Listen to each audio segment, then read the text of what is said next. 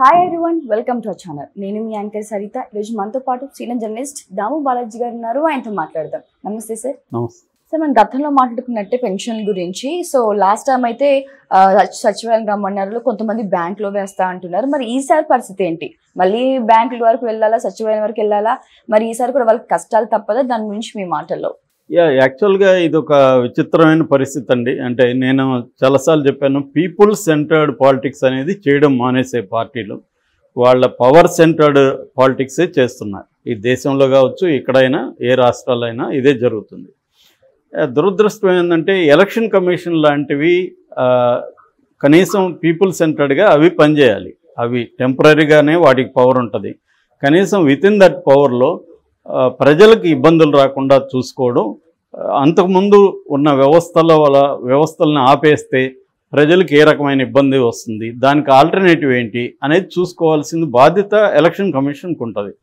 ఇక్కడ ఆంధ్రప్రదేశ్ విషయానికి వస్తే తెలుగుదేశం కానీ, పవన్ కళ్యాణ్ కానీ, లేకపోతే పురంధేశ్వరి కూటమి నాయకులు ఎవరైనా కూడా ముందు నుంచి కూడా వాలంటరీ వ్యవస్థని తీవ్రంగా విమర్శిస్తూ ఉన్నారు. సో వాళ్ళకి అది ఇబ్బంది. వాళ్ళ విమర్శ దేనికి బేస్ అయిందంటే వాలంటరీ వ్యవస్థ అనేది జగన్కు ఉపయోగపడుతుంది అనేది వాళ్ళు ప్రధానంగా వాళ్ళకున్న ఆందోళన. ఆ ఆందోళన కరెక్టే, జగన్ ఖచ్చితంగా వాలంటరీ వ్యవస్థ ఉపయోగపడుతుంది. కాకపోతే వాళ్ళకి ప్రాబ్లం ఏంటంటే వాలంటరీ వ్యవస్థ అనేది ఒక డబుల్ ఎడ్జెడ్ వెపన్ లాంటిది. కేవలం జగన్కే ఉపయోగపడడం కాదు, జనాలకు కూడా ఉపయోగపడింది అది. సో ముఖ్యంగా కరోనా టైంలో మనం చూసాము, వాలంటీర్లు వెళ్ళి మెడిసిన్స్ ఇవ్వడం, అట్లా దాదాపు 500 రకాల సర్వీసులు వాళ్ళు ప్రొవైడ్ చేయడానికి హెల్ప్ చేస్తున్నారు అనేది చెబుతున్నారు. సో ఏదేమైనా మినిమం అయితే రేషన్ కానీ, లేకపోతే ముఖ్యంగా పేద ముసలి వాళ్ళకి తీసుకెళ్ళి ఎండ్లకి పెన్షన్స్ ఇవ్వడం, వాళ్ళకి ఏమైనా హెల్త్ ఇష్యూస్ ఉంటే కోఆర్డినేట్ చేయడం, సురక్ష లాంటి ప్రోగ్రామ్స్, ఇట్లా వాలంటరీ అనేది ఒక్కొక్క వాలంటరీ 50 ఇండ్లకి తలలో 4 అంటారు కదా, అలాగ అయిపోయారు.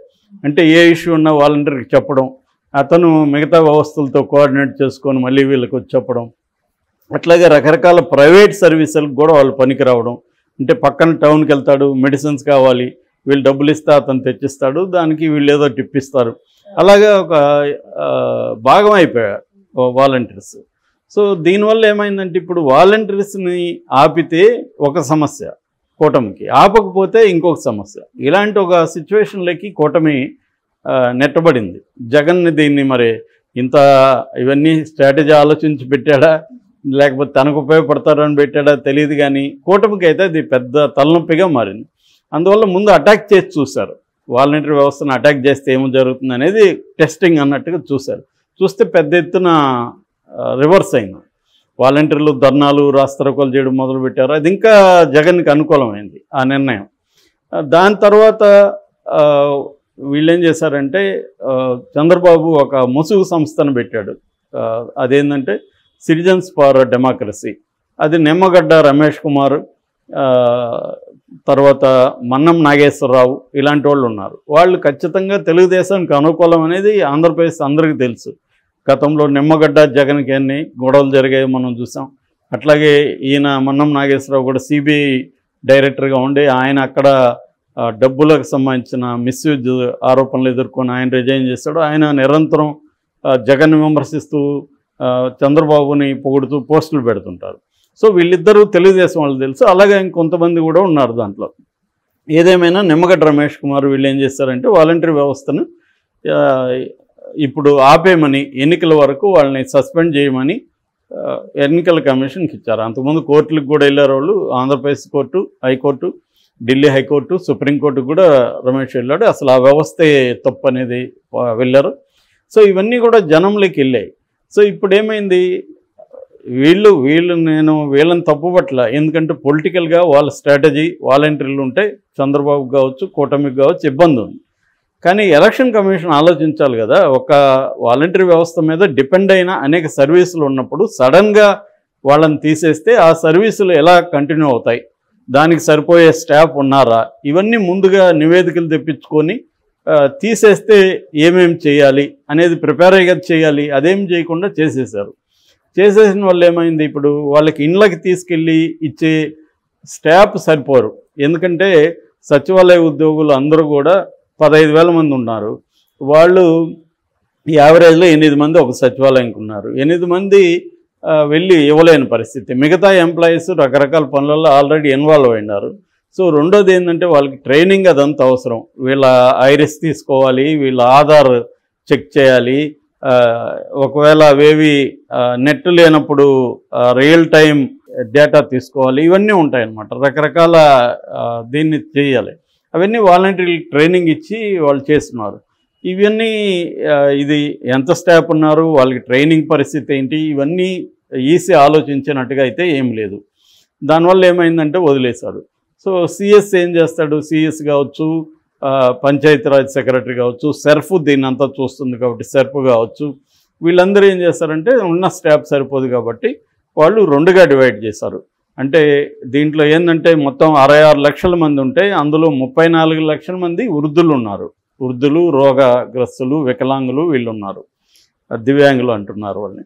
సో వీళ్ళకి ఇళ్ళకి వెళ్ళి ఇస్తాము, మిగతా ఈ వాళ్ళకి మేము వాళ్ళని సచివాలయం దగ్గరికి రప్పించి ఇస్తామని చెప్పారు.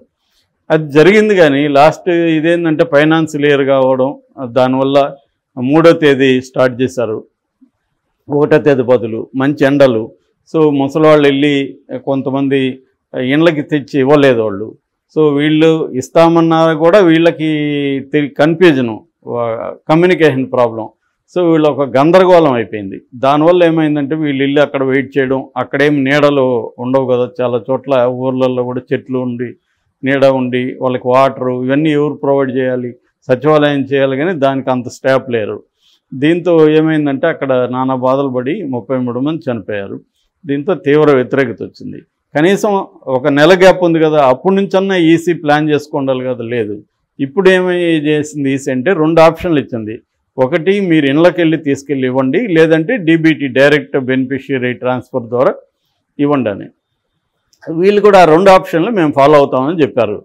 ఇప్పుడు ఏం చేస్తున్నారంటే ఇంతకుముందు సచివాలయం దగ్గరికి రప్పించి ఇచ్చారు కదా, ఇప్పుడు ఏం చేస్తున్నారంటే సగం మందికి పైగా బ్యాంకుల్లో వేసేస్తున్నారు. మొత్తం మన ఆంధ్రప్రదేశ్లో 8,047 బ్రాంచ్లు ఉన్నాయి. అందులో 48,92,000 మందికి బ్యాంక్ అకౌంట్లు ఉన్నాయి అనేది గవర్నమెంట్ చెప్తుంది. 16,58,000 మందికి అకౌంట్లు లేవు. సో ఈ బ్యాంక్ అకౌంట్లో ఉండే వాళ్ళకి మేము బ్యాంకులు వేసేస్తాము. ఈ 16,58,000 మందికి మాత్రం కొంతమందికి సచివాలయంలో ఇస్తాము, కొంతమందికి అంటే రాని వాళ్ళకి, దివ్యాంగులకు కావచ్చు, బాగా వృద్ధులుగా ఉన్న వాళ్ళు కావచ్చు, రోగాలు ఉన్న వాళ్ళు కావచ్చు, వాళ్ళకి మేము తీసుకెళ్ళిస్తాము అని చెప్తున్నారు. ఇది మళ్ళీ గందరగోళమే. ఎందుకంటే దాని బదులు సచివాలయాల దగ్గర ఇవ్వడమే బెటర్. బ్యాంకుల్లో ఇస్తే ఏమవుతుంది, బ్యాంకులు మా ఊర్లలో ఉండవు, సచివాలయాలన్నా దగ్గరగా ఉంటాయేమో కానీ బ్యాంకులు దూరంగా ఉంటాయి. రెండోది, సచివాలయంలో ఇదే పనికి ఆ వ్యవస్థ ఉంటుంది, బ్యాంకుల్లో అట్టు ఉండదుగా. వాళ్ళు రోజువారీ కార్యక్రమాలు ఉంటాయి, వాళ్ళకి స్టాఫ్ సరిపోరు. వీళ్ళు ఒకసారిగా 200 మంది 300 మంది ఒక రోజుకి వెళ్ళి బ్యాంకులో పడితే వాళ్ళు వీళ్ళకి డబ్బులు ఇవ్వలేరు. సో రేపు రండి అంటారు, వీళ్ళంతా రోజంతా ఉండి రేపు రావాలి. చాలామందికి సంతకాలు చేయలేరు, ఫామ్ ఫిలప్ చేయలేరు, వాళ్ళకి ఇంకెవరు అసిస్టెంట్ ఉండాలి. ఈ అసిస్టెంట్కి దీనికి ట్రాన్స్పోర్ట్ పెట్టాలి, అక్కడ ఒక రోజంతా ఉండాలి కాబట్టి ఫుడ్ కొనుక్కోవాలి, వాటర్ కొనుక్కోవాలి. ఇలాంటి ప్రాబ్లమ్స్. మళ్ళీ 2వ రోజు వెళ్ళాలి, అక్కడ నీడ ఏమి ఉండదు కదా, అక్కడ బ్యాంకులో సరిపోరు కదా, వీళ్ళు చిన్నగా ఉంటాయి ఆ రూరల్ ఏరియాలో బ్యాంక్స్. సో వీళ్ళు బయట ఉండాలి. ఇవి ఇంకా ఎక్కువ కష్టాలు. అదేదంటారు, పెనంలో నుంచి పొయ్యిలోకి నెట్టినట్టు అయిపోయింది వీళ్ళ. మళ్ళీ తిరగాలి. ఆ ఖర్చు సగం వాళ్ళకి వచ్చే పెన్షన్లో కనీసం ఒక 400-500 అయితే ఖర్చు అయిపోతుంది దీనికి. సో ఖర్చు అయిపోగా మళ్ళీ వీళ్ళకి ఫిజికల్గా శ్రమ. ఇంకోటి ఏంది, ఆల్రెడీ వీళ్ళు ఏమన్నా బ్యాంక్లో కొన్ని సర్వీసెస్కి పే చేయకపోయింటే దీని ఆటోమేటిక్ కట్ అయిపోతుంది. వన్స్ నీ అకౌంట్లోకి డబ్బులు పోగానే ఆటోమేటిక్ కట్ అయిపోయింది, మీకు కట్ అయిపోయిందమ్మా, గతంలో ఇది లేదు, మినిమం బ్యాలెన్స్ లేదు, ఇవన్నీ కట్ అయింది, ఇంత వచ్చిందని ఇస్తారు. సో ఇలాగా ఊహించనన్ని సమస్యలు ఇప్పుడు ఈ ఎలక్షన్ కమిషన్ తీసుకుంటున్న నిర్ణయాల వల్ల ఊహించని సమస్యలు వచ్చింది. దీనికి అందరికి కారణం ఏంటంటే ఆ వాలంటరీ వ్యవస్థను రద్దు చేశారు. ఓకే, వాళ్ళు జగన్కు ఉపయోగపడదని రద్దు చేశారు. కానీ ఇప్పుడు దానివల్ల ఆ ప్రయోజనం నెరవేరిందా కూటమికి? అది కూడా నెరవేరలే. రద్దు చేసినా కూడా వాలంటీర్లు 60,000 మంది రిజైన్ చేశాడు. ఇప్పుడు 60,000 మంది ఏం చేస్తున్నారు, వీళ్ళే తీసుకెళ్ళి ఆ ఉద్యోగుల తరఫున వీళ్ళే ఇండ్లకి వెళ్ళి ఇస్తారనుకో. అప్పుడు వాళ్ళు వెళ్ళి చెప్తారుగా, ఇది కూటమి వల్ల ఈ కష్టాలు, చంద్రబాబు నాయుడే ఈ కష్టాలకు కారణం, మళ్ళీ జగన్ గెలిపించుకుంటే మళ్ళీ మునుపట్లాగా మేము వచ్చిస్తాము అని వీళ్ళకి చెప్తారు ఖచ్చితంగా. సో దానివల్ల ఈ 66 లక్షల మంది ముసలివాళ్ళు ప్లస్ వాళ్ళ ఇంట్లో ఉండేవాళ్ళు, ఈ పాపులేషన్ ఓట్లు కూడా ఇవాళ ఇబ్బందికరంగా మారింది. ఇలాగా అంటే ఒక క్లారిటీతో వెళ్లకుండా కన్ఫ్యూజ్తో వెళ్ళడం వల్ల కూటమి ఇటువంటి ఇబ్బందుల్ని వీళ్ళు ఎదుర్కొంటున్నారు, ఇటు ప్రజలకు కూడా ఇబ్బంది కలిగిస్తున్నారు.